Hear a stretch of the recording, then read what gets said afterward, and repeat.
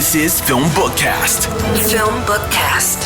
FilmBookCast, the official podcast of FilmBook. Get ready for the latest in film news, TV show news, and theatrical reviews. FilmBook's podcast starts now. Hello, everyone, and welcome to FilmBookCast, the official podcast of FilmBook, a podcast about all things movie and television. My name is Tyler Saito. If you are tuning into FilmBookCast for the first time, what I do on this podcast is discuss the current week's movie and television news. At the end of this podcast, I will review a film currently in theater. Find more FilmBookCast podcasts on film-book.com by using the search term FilmBookCast. You can also email us at podcast@film-book.com with FilmBookCast in the subject line. If you like what you hear on this podcast, please hit the subscribe button. So today is a special edition of the FilmBookCast. It is the Comic-Con edition.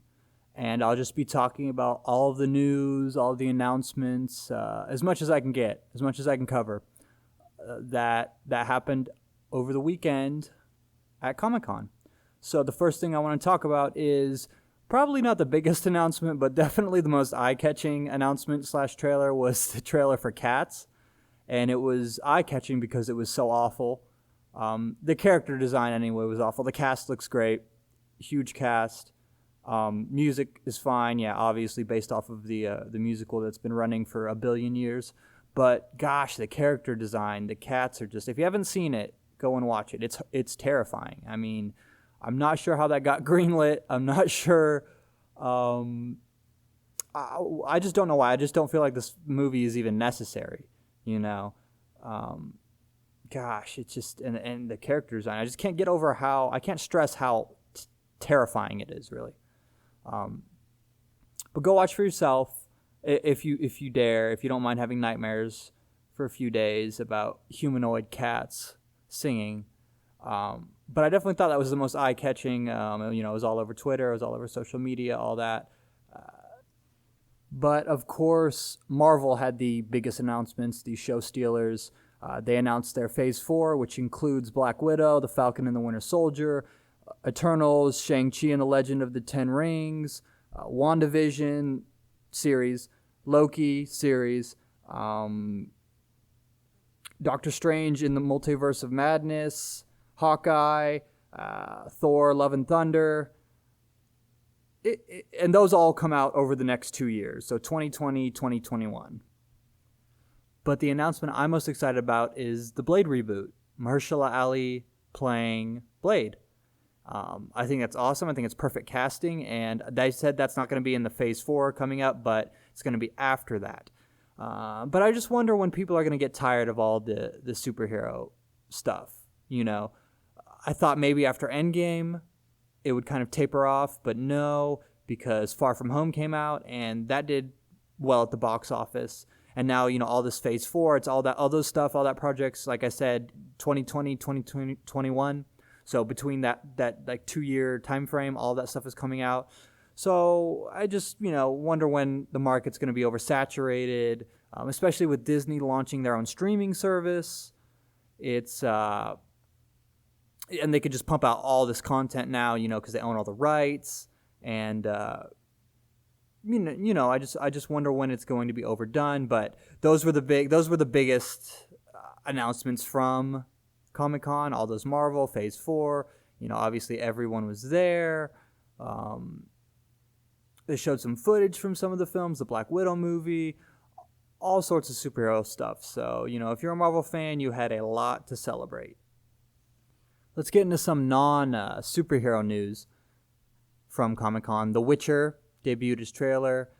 Henry Cavill starring lead role. The trailer looked good, but it looks a little Game of Thronesy. I think they really are trying to fill that void now that it's over, even though there are prequels in development. But it looks interesting. There's based off of the books, from my understanding, not the actual video game.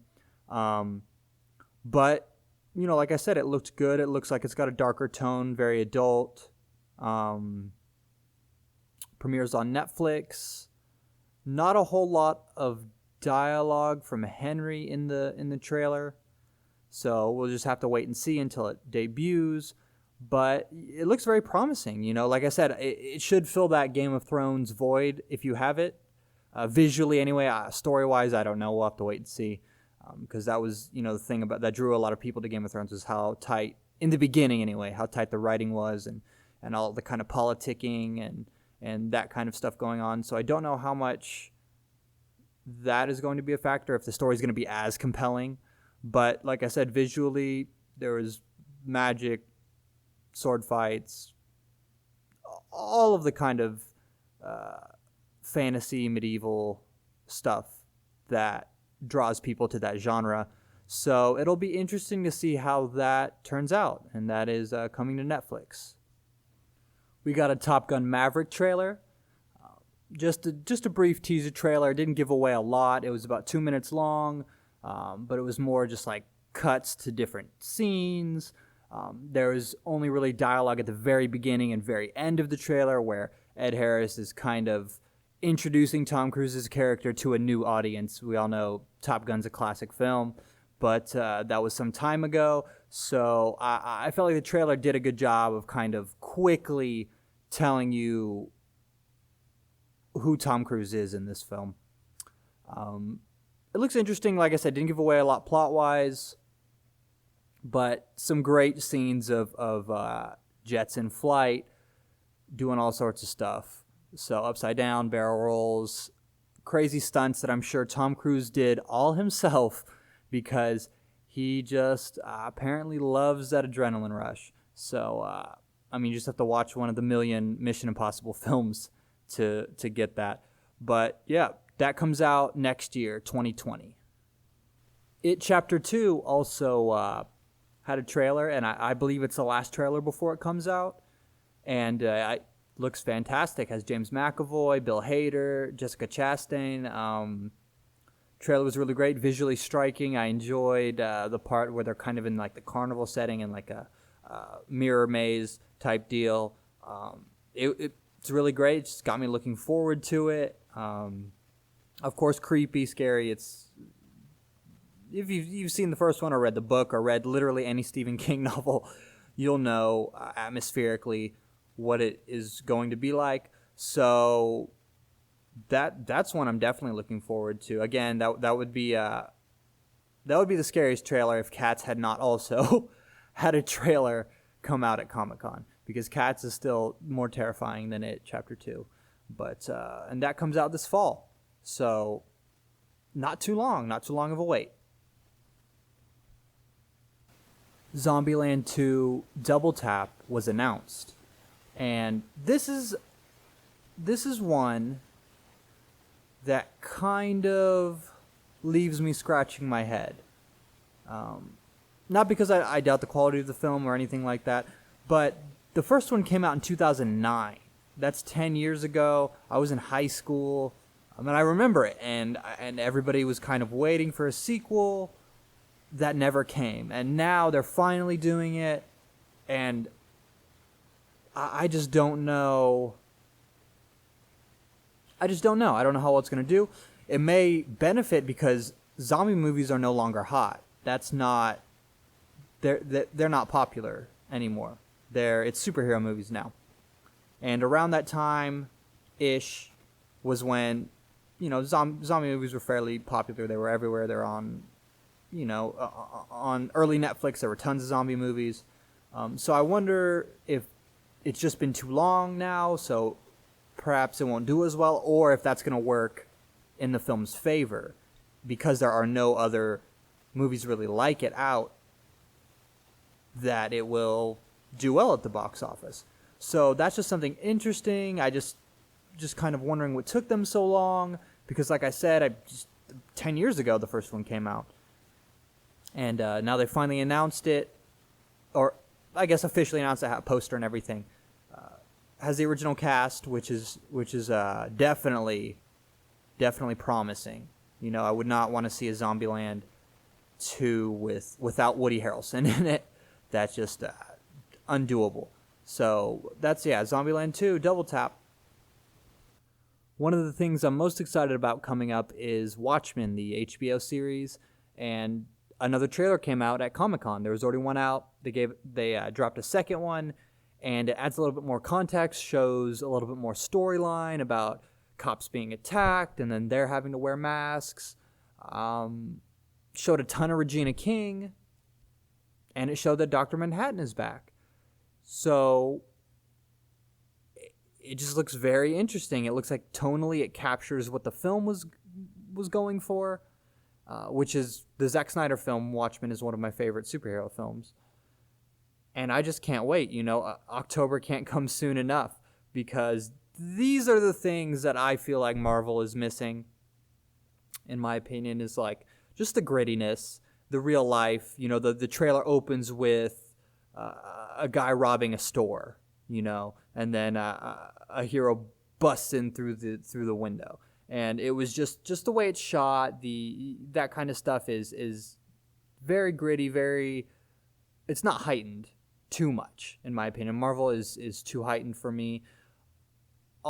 Didn't look like a ton of CG. I mean, I'm sure there is, but didn't have that CG look like so many of the Marvel films do. So I think this series is really going to be great. Hopefully, visually anyway, it looks like it'll at least meet my expectations. Story-wise, we'll have to wait and see, because like I said, it just gave us a little bit of the story, a little tease, a few lines here, a few lines there. So I'm very much looking forward to it. That and The Boys as well, which is the Amazon series, which I believe comes out July 26th on Amazon Prime. So I'll also be tuning in. But I feel like those are kind of filling the void for me when it comes to superheroes, where I don't really want to watch a Marvel film. I don't want to watch kind of a comedic take on being a hero, on this and that. Which feels forced in a lot of the Marvel stuff. Not that I mind comedy, I just don't think it's as organic as it should be. And I think The Boys and Watchmen are kind of for people more like me who want to see a more serious approach to it, from scene to scene. Not that Marvel doesn't have serious themes or serious endings, serious... we all saw Endgame. I'm pretty sure. I mean, it's the highest grossing film now, so I'm pretty sure we all saw it. It was serious, had a serious ending, sad and all that. But from scene to scene, I'm looking for that seriousness, that tenseness, that kind of adult level. And Marvel doesn't really give that to me. They're fun, they're happy, they're trying to appeal to everyone. So... I don't get that vibe at all from Watchmen. I don't get that vibe at all from The Boys. They're appealing to a specific demographic, a specific person, and that person is me. So very, very excited for The Boys and Watchmen. And The Boys is July 26th on Amazon Prime, and Watchmen is October on HBO. Got some Terminator Dark Fate updates as well. Edward Furlong is returning. Says he's reprising his role as John Connor. So that's something interesting. And before I talk more about this, I just want to say I've never hated a Terminator movie. Some fell short for me, weren't that great, but I've never outright hated a Terminator movie like so many people have with was it Terminator Genesis, and even the Christian Bale one, T3, all that. They've always been enjoyable popcorn movies for me. So I'm extremely excited for Terminator Dark Fate with Linda Hamilton coming back, and Arnold Schwarzenegger, of course. So, and directed by Tim Miller, Deadpool. It's all very exciting for me because I absolutely adore the Terminator franchise. I think it's just such a fun franchise. James Cameron producing. But yeah, they had a little trailer at Comic-Con, kind of a behind-the-scenes type thing where they were talking about how it's going to be a white-knuckle thrill ride, blah, blah, blah. I hope it is. I really hope it goes back. It's supposed to take place right after Terminator 2, so that bodes well, in my opinion. I like that they just decided to ignore, as much as like I said, I enjoy all the previous Terminator movies. But T1, T2 were obviously peak Terminator. So I think it's a smart move to just put it right after T2. I think it's great that Linda Hamilton is back. I think that's just amazing. And from the trailers, from the action scenes that we do see, it does look like it is going to be a throwback 80s action flick. Obviously there's going to be CG because that's just the age we live in. You have to have CG in an action movie. And I understand that. But it looks very fun. It looks lots of high-speed chases, lots of explosions. So I am very excited for Terminator Dark Fate. I really think this is going to be at the very least a solid action film. I'm hoping the Terminator aspect of it can heighten it, but I have high hopes for this movie. So I will be watching. Avengers Endgame is now the highest grossing film ever. It just passed Avatar. Is now grossed $2.79 billion. That's a billion with a B. It also had the largest global opening ever. So, it's just, it's a cash cow. Those superhero movies are a cash cow. I guess it's not a huge deal now since Disney owns the rights to Avatar. But still, I'm sure they didn't want, or I'm sure they did want Avengers Endgame to pass that just so they can put that on the DVDs and the Blu-rays and the highest grossing film ever. That's just kind of an accolade for them to market with, marketing tool.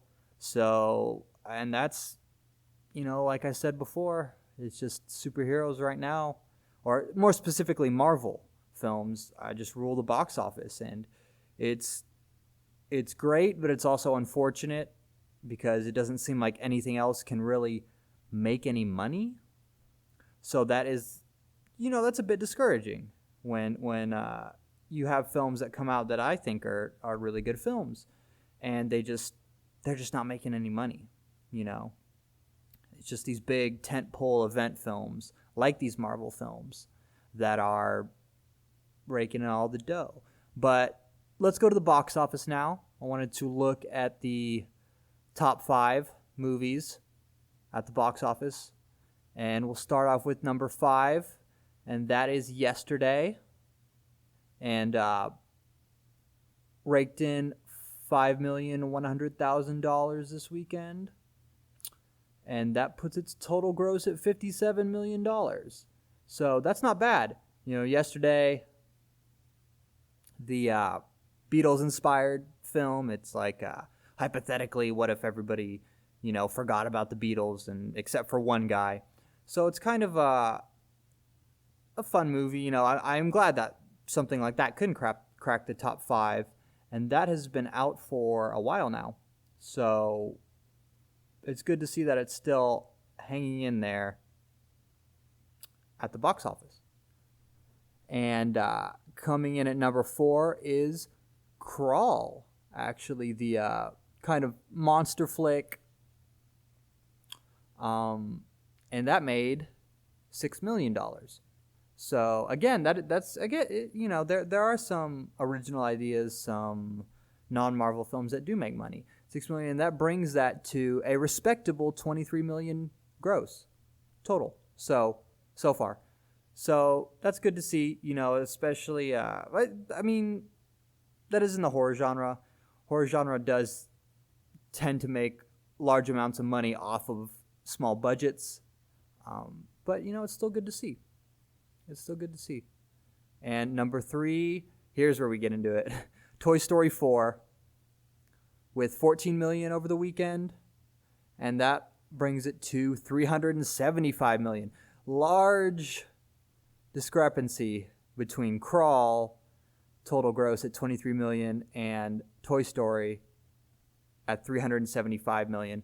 But of course, that's where you get the Disney Pixar backing, and I saw it. It was a great film. I really enjoyed it. I really thought it was good. So it's well deserved. And then number 2, we have Spider-Man: Far From Home at $21 million over the weekend, and that brings that to $319 million. Again, Marvel. They can do no wrong at the box office. And number 1 was, of course, The Lion King remake of, the original animated film. $185 million, which is crazy. So, expect another huge weekend next weekend, I'm assuming. That'll probably stay on top. I don't know. Maybe Once Upon a Time in Hollywood can knock it off, but I do think it's going to be close. But again, it's just all these remakes, the Marvel, those kind of dominate the box office. And then, like I said, towards the bottom, 4 or 5 was Crawl and Yesterday. And then we go farther down, and it's stuff like Stuber and Annabelle and other things like that. But that's just the trend, You want to make money? Go Marvel.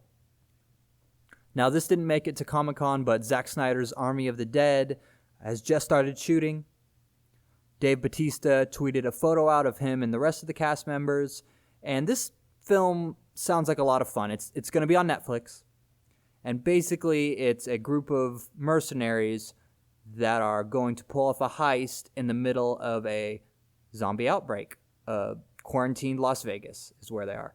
And it just sounds like a lot of fun. I enjoyed Zack Snyder's Dawn of the Dead, the remake in 2004. And it's like I just talked about with Zombieland. There's not an enormous amount of zombie films on the market right now. So that may benefit the movie because you're in the mood for a zombie film, a current one. What are you going to watch? There's not a whole lot, like I said, that are coming out right now. So I think it's gonna be great. I think it's gonna be fun, especially with Zack Snyder's style. This isn't a heavy story. It's fun. It seems lighthearted. Or I guess not. Lighthearted is not the term, but it just doesn't. There's not a lot of layers here. At first glance, it seems it's just a fun zombie flick, and fun action zombie flick, and I'm really looking forward to it. I hope Snyder can kind of get back on track because Batman vs Superman was not well received. So I hope Zack Snyder can get back on track and get back to making movies like Dawn of the Dead and Watchmen, which I really enjoyed. A little Netflix news. Their subscriptions are trending down. They only added 2.7 million new subscribers for this quarter, and that is down from 5.5 million that it added at the same time last year. I don't think it's cause for alarm, but it is a little bit concerning considering Disney hasn't even launched their streaming service yet. And I think when Disney does, then there's going to be some real competition for Netflix because just Disney, like I've said time and time again, they just own so many things. They own so many licenses, they own so many shows, and they're just going to be chock full of that stuff. Plus, their original content that only they can make with their Marvel rights. Netflix better do something. They have hits, Stranger Things, etc. But I do think that they should be a bit concerned with that and the fact that Disney is launching their own series, and I'm assuming pulling at some point all of their content on Netflix is going to get pulled by Disney and put onto their own streaming service. So to already kind of be losing, or not losing, but be down subscriptions this time, 2.7, that from 5.5 same time last year that's not good. So that's just something to keep an eye on as time moves on, as we get closer to the impending launch of Disney's very own streaming service. That's especially since they just released Stranger Things. And I guess they think it's because of lack of original content, which I wouldn't say lack. I would just say lack of quality. They have a few kind of tentpole series, marquee names, and such, but there's original content's really hit or miss, honestly. It's especially their films. When it comes to their films, there's only a few of their original films that I have actually enjoyed. Most of them are mediocre or just outright bad. So it'll be interesting to see how Netflix reacts to this in the future. So speaking of Netflix originals, Mindhunter Season 2 is coming August 16th, and it's been a long time coming. The first season premiered in 2017, so I'm very excited for that, and this show's just great. I started rewatching the first season in preparation for the second, and it's still very, very good.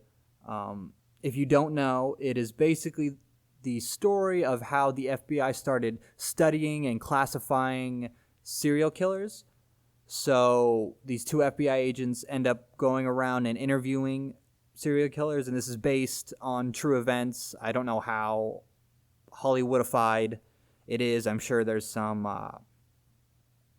dramatization and whatnot, but it's a lot of fun to watch. And the performances are great. The set design is great. The script is tight. And I've just been waiting for the second season. It's been like 2 years, and there just hasn't been a lot of noise about it. So I almost kind of forgot that there was supposed to be a second season. Then it's finally been announced, and I can't wait. I read that I didn't want to read too much to give just in case there are any spoilers or anything, but I did read that it has to do with the Atlanta child murders. So and I did also read that Charles Manson is supposed to make an appearance in this one. So we'll be getting, a heavy dose of Manson between Once Upon a Time in Hollywood and Mindhunter Season 2. And I'm excited for this next season because the first one, it leaves off on kind of a cliffhanger, and it was 2 years ago. And that world is just very well done. It's just very compelling. And mostly what sells it is the performances, and specifically Ed Kemper. Cameron Britton just does an amazing job in that role, and it's worth the watch. If you haven't checked Mindhunter out, I would definitely recommend watching the first season before the second season becomes available on August 16th. So Netflix is going back on their show, 13 Reasons Why, and cutting the suicide scene in the season finale. And they're saying they're doing this because, I don't know, I guess because of all the mental health experts coming out against it. But that happened 2 years ago when the show aired.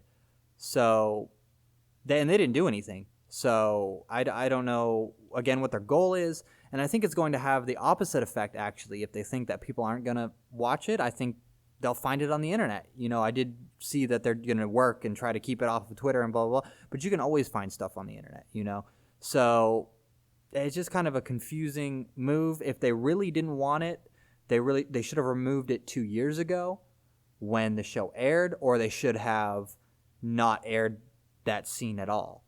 But the fact that they're waiting 2 years is just another kind of like insincere move that we've seen time and time again when it comes to film studios, anything like that, removing media that might be offensive. It's just kind of a gesture. They don't really care. They just want to stop hearing people complain. I don't know if I necessarily agree with them removing it because, like I said, it's already been out for 2 years. But they are, they're revising their own stuff. So if you want to see that suicide scene, you can no longer do it on Netflix. Nikolai Coster-Waldau has come to the defense of David Benioff and D.B. Weiss because they have basically been receiving a nonstop stream of hate since the end of Game of Thrones. It's everywhere, all over the internet. People are really mad. People are really upset about the way that Game of Thrones ended, and Nikolai said, and he plays Jaime Lannister on the show, he says that, they need to lay off, that everybody worked really hard, and even mentioned that they had like a WhatsApp group talking about how much the fans were upset, and that some of the cast members really did take that to heart and, didn't like that. And, I agree with him. People need to get over it. It's been how long now? A few months?